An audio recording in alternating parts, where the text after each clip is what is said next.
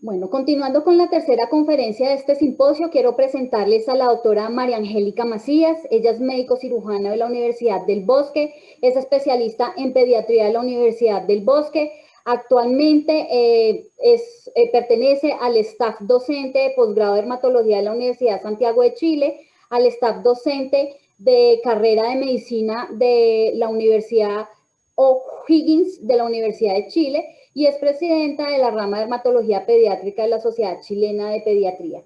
Muchísimas gracias, doctora María Angélica, por aceptar esta invitación. Es una excelente dermatóloga pediatra que promueve siempre la educación médica continua y apoya muchísimo este tipo de iniciativas. Buenos días a todos. Es un gusto poder estar con ustedes y compartir esta presentación a través de esta nueva modalidad a la que nos ha llevado pues, esta situación de pandemia. Para mí, estando fuera del país, es un agrado poderme contactar con mis amigos y colegas pediatras colombianos.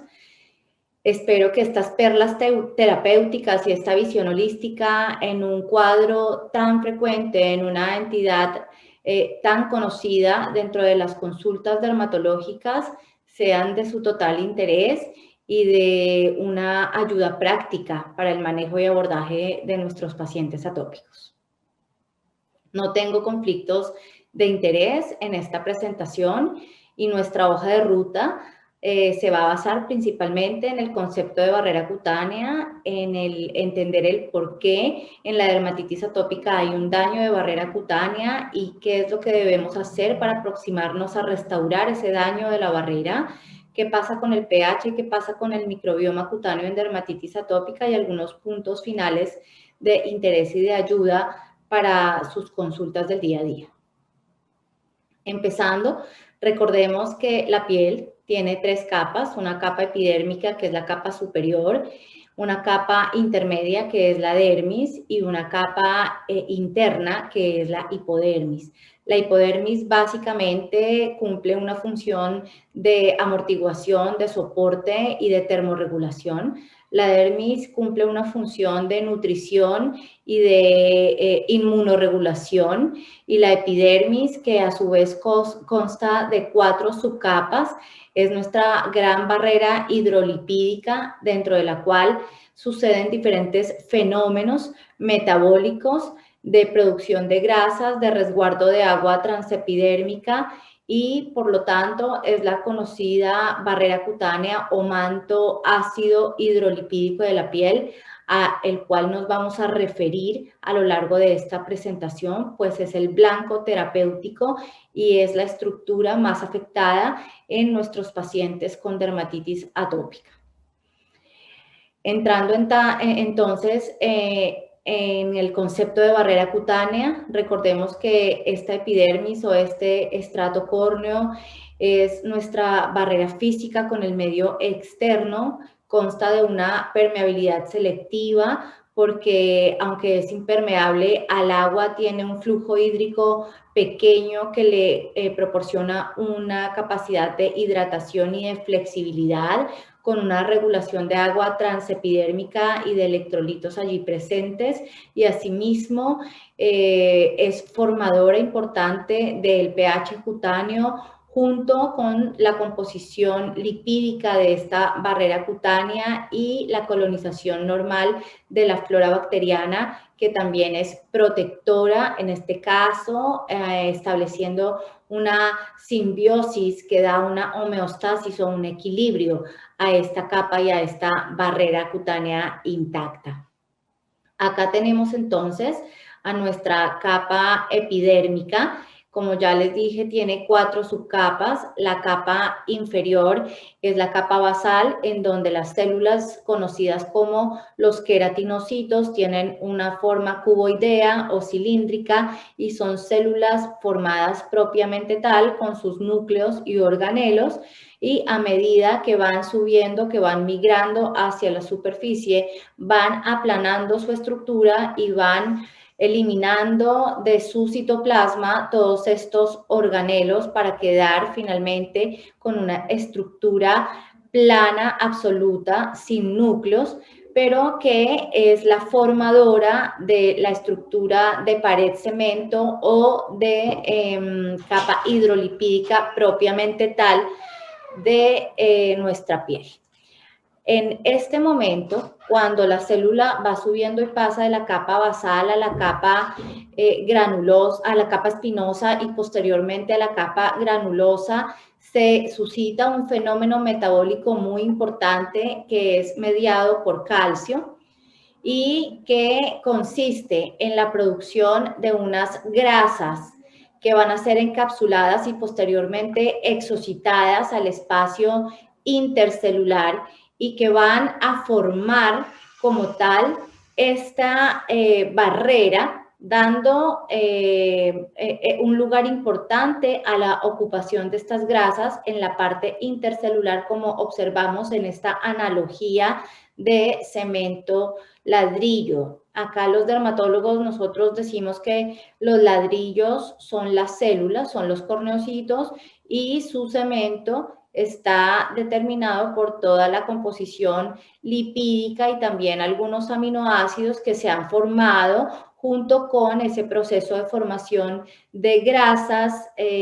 intraepidérmicas, y estos aminoácidos van a dar origen también a algo conocido como factor de humectación natural, que si ustedes se fijan detalladamente en los productos comerciales de hidratación, casi siempre está presente dentro de los componentes o la composición química de dichos productos. Todo esto simplemente está dado fisiológicamente con el fin de mantener este equilibrio en la barrera cutánea con un pH que siempre va a ser ácido de forma fisiológica y se va a mantener aproximadamente entre 4.5 y 5.5, pH en el cual nuestros organismos de nuestra flora natural pueden vivir sin ser patológicos para nuestra piel. ¿Qué pasa cuando esta barrera hidrolipídica está expuesta a diferentes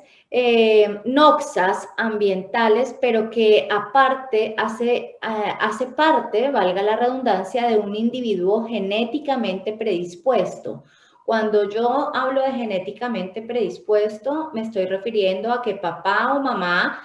o personas de generaciones anteriores han tenido algún componente alérgico o algún componente atópico, no solamente dermatitis atópica, sino también conocido como asma, hiperreactividad bronquial, prurigos, proctocolitis eosinofílica, alergia a la proteína de la leche de vaca, dermatitis de contacto, entre otros. Cuando alguno de los dos padres genéticamente está predispuesto a esto y hace que su hijo también tenga una predisposición, este porcentaje alcanza alrededor de un 60% de posibilidades para que este paciente pueda tener una alteración conocida como atopía o marcha atópica. Cuando los dos padres tienen algún componente genético que marca esta condición, este porcentaje se incrementa en el paciente hasta un 90%, en donde es esta la posibilidad de que este niño, no solamente por su parte genética, sino también por su parte de exposición ambiental a tóxicos, estaciones, estrés, dieta, pues marque el inicio de una clínica de dermatitis atópica o de un terreno atópico desencadenado con marcha atópica propiamente tal. Entonces, ¿qué es lo que pasa en un paciente con dermatitis atópica? Ese equilibrio de la piel que ya vimos que está determinado, vuelvo a repetir, por la estabilidad de las grasas en la piel, por la buena adaptación del agua y la mantención de esta agua transepidérmica, por la permanencia de este pH ácido en nuestra piel y por el acondicionamiento dentro de un equilibrio o una homeostasis para que nuestra flora bacteriana no sea patógena, sino sea simbiótica con nuestra barrera. existen, como vimos en la diapositiva anterior, todos estos factores o noxas genéticas y ambientales que llevan a este individuo a que esta barrera se altere, pierda este equilibrio, haya una alteración en la permeabilidad y por supuesto esto es conductor de enfermedad y vamos a tener en este caso las manifestaciones clínicas de dermatitis atópica.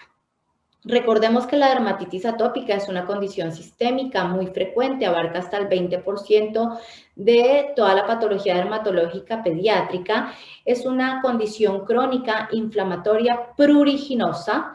e inmunomediada con una fuerte base genética, pero es, como ya vimos, multifactorial.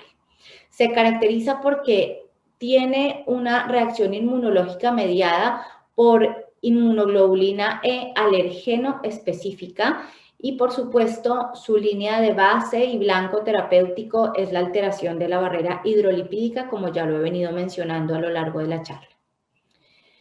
La dermatitis atópica tiene una topografía característica y unas manifestaciones propiamente tal conocidas como eczema. Eczema significa hervir, viene de la palabra griego hervir, por el estadio agudo, resumante, húmedo de estas lesiones, lo que hace que a medida que el niño avanza en edad, tenga esta topografía característica principalmente en los 2 primeros años de vida en las zonas extensoras, como vamos a ver en la próxima diapositiva, y posteriormente localiza en las zonas flexoras estos eczemas, que son los sitios de mayor sudoración o de mayor trauma. Y por supuesto, estos pacientes con esta topografía característica, pues hacen que el diagnóstico de esta entidad sea absolutamente clínico. Esta entidad tiene un gran impacto en la calidad de vida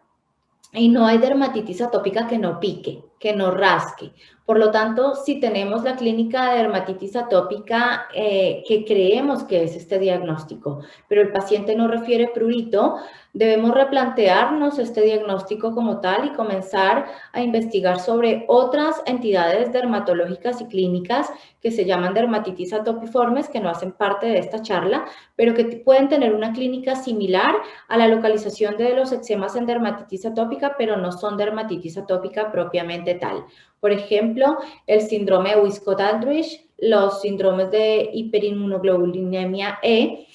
entre otros. El eczema, como ya les dije, es la lesión clínica patognomónica de esta entidad. Puede tener manifestaciones agudas, subagudas o crónicas dependiendo del estadio y de la severidad de la dermatitis atópica, y es la primera manifestación clínica pruriginosa en esta entidad. Acá en esta diapositiva podemos observar la distribución anatómica en niños menores de 2 años de las lesiones eczematosas, estando principalmente localizadas en las zonas extensoras. Después, en niños de 2 aproximadamente hasta 10, 12 años, ya estas lesiones se localizan en zonas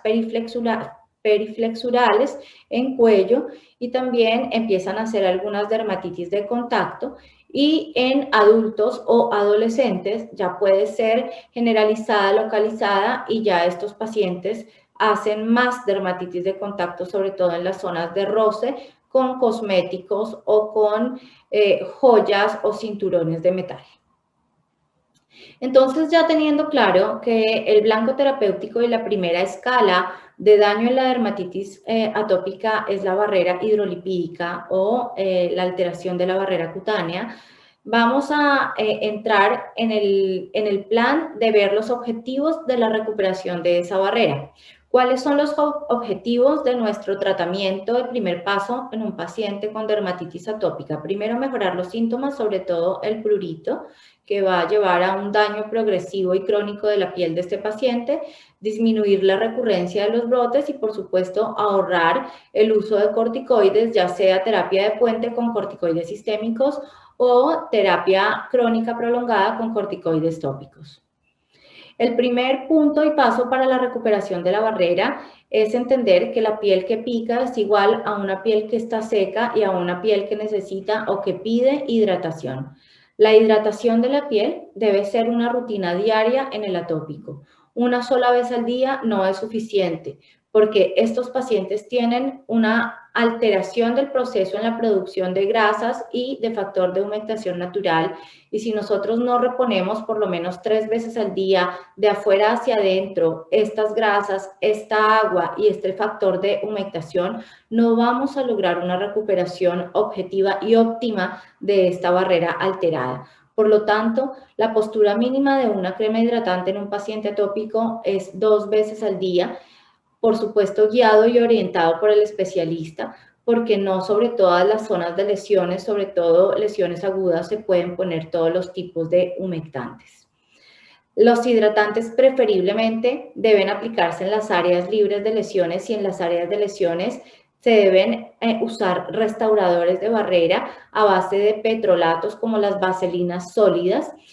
o las vaselinas blancas, para que no ocasione esto ardor o molestia sobre la zona que debe recuperarse antes de tratarse con cualquier otro producto. Es conveniente su aplicación con un suave masaje, porque esto también aumenta el contacto y mejora la relación entre el padre y el hijo en el momento de establecer el tratamiento. El segundo punto es la mantención de la integridad del pH cutáneo. Como ya les mencioné, el pH debe ser un pH ácido, y para lograr esto debemos evitar el uso de sustancias que produzcan espuma, que tengan olor, que lo único que hacen es alcalinizar este pH y empeorar la situación, alterando así la microbiota normal, que ya dejaría de ser colonizante y se transformaría en una microbiota de origen patógeno. Por lo tanto, como les mencioné, todas las humectantes e hidratantes deben ser testeadas dermatológicamente y deben llevar a mantener la acidez de este pH con las indicaciones respectivas del especialista. El tercer punto es tener presente que siempre en estos pacientes atópicos va a haber una alteración del microbioma, y por lo tanto nuestro objetivo es recuperar ese microbioma fisiológico normal. ¿Cómo se recupera? Recuperando la barrera, manteniendo el pH, dejando de agredir la piel con sustancias antibacterianas, con sustancias abrasivas que hagan espuma, que tengan olor, que alcalinicen el pH, y propiciando un ambiente óptimo que le permita a estos microorganismos como el estafilococo epidermidis, los estreptococos, los corynebacterium, sobrevivir en un ambiente de protección y no de patogénesis en nuestra piel. Entonces, ¿cuáles son las recomendaciones de la guía europea que ha sido reformada desde el 2018 para el manejo de dermatitis atópica con respecto a la sobrecolonización, por ejemplo, de Staphylococcus aureus en nuestros pacientes atópicos? Siempre que veamos un paciente atópico que sobreinfecta, que hace impétigos a repetición, debemos primero decolonizar al paciente y a sus familiares o núcleo familiar cercano. Esto se hace con antibióticos tópicos como mupirocina o ácido fusídico al 2%. Se pone en las áreas periorificiales, como son las zonas de los orificios nasales, los oídos, las axilas, el ombligo y la región perianal, 2 veces al día durante una semana, y se repite una semana por mes durante 3 meses. Así logramos bajar la sobrepoblación de Staphylococcus aureus y disminuir la incidencia de infecciones, de impétigos o de chalazions en estos pacientes. También está descrito, según estas guías, algo conocido como los baños de lejía. Los baños de lejía se hacen con hipoclorito de sodio en una dilución de 0.005%, que esto equivale a 2 tapas del frasco de cloro con el que lavamos usualmente, por ejemplo, los baños, diluido en la cantidad de tina de agua adecuada para hacer inmersión de un paciente, con baños de inmersión 3 veces por semana, aproximadamente de 10 minutos, lo cual disminuye también la sobrecolonización y la sensibilización de esta piel a la presencia de las toxinas del estafilococo. Estos pacientes, desde el punto de vista infeccioso, también deben tener vacuna para varicela, ante eczema herpético, manejo siempre sistémico con aciclovir porque pueden tener complicaciones graves que ponen en riesgo su vida, y ante dermatitis seborreicas, siempre junto con el tratamiento de su dermatitis atópica, iniciar también tratamiento tópico o sistémico según el caso para manejar también la sobrepoblación de Malassezia furfura. El cuarto punto es el manejo del prurito y tal vez es uno de los puntos más importantes porque el prurito es algo que lleva a la completa alteración de la calidad de vida en nuestros pacientes. Se presenta hasta del 87 al 100% de los niños y está asociado siempre a alteraciones del sueño, a depresión, alteración en la alimentación, a disminución en la autoestima y a dificultad en la concentración. Por lo tanto, es importante que ustedes se den cuenta acá todas las sustancias que están implicadas en la producción del prurito en dermatitis atópica, y si bien pues no observan la presencia de histamina acá, porque la histamina en dermatitis atópica tiene un papel mínimo, casi menor al 0.2%, y por lo tanto un punto súper interesante acá es que los antihistamínicos no son un blanco terapéutico en dermatitis atópica. Nosotros los usamos solamente como sedantes tipo hidroxicina cuando el paciente no puede establecer un patrón del sueño adecuado y se daña la piel por el rascado en el momento de la noche. Algo para terminar es importante que lo conozcan también y es llamado terapia proactiva. Este prurito desencadena un proceso inflamatorio en la piel en el momento del brote, pero también hay una reacción subclínica inflamatoria que no se ve después de que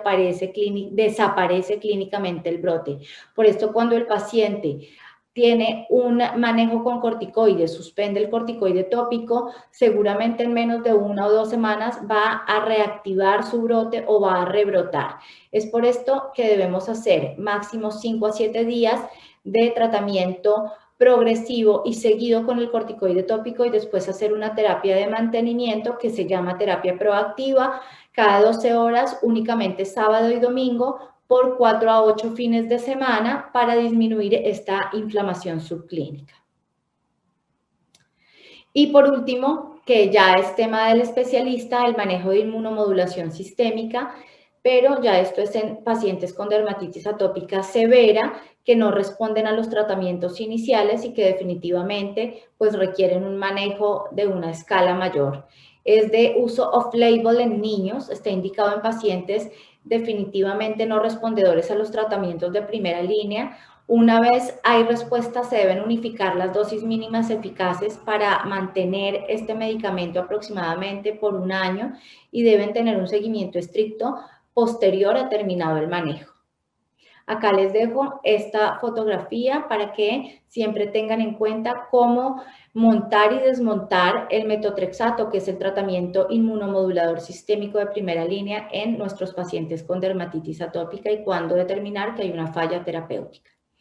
Y por último, les dejo estos tips del cuidado de la piel atópica que los hice yo, que son unos atopiconsejos que son súper prácticos para la consulta del día a día, en donde están explicadas todas las medidas y todos los cambios en la rutina para optimizar calidad de vida, desde que el paciente se despierta hasta que el paciente se acuesta, y todos los cambios en jabones, en champús, en cremas humectantes y en contacto con ropa, con animales o uso de piscina en nuestros pacientes atópicos. Acá están todos los tips, están para que ustedes les tomen foto, los impriman, se los entreguen a los pacientes sin ningún problema, se los entrego con todo mi cariño.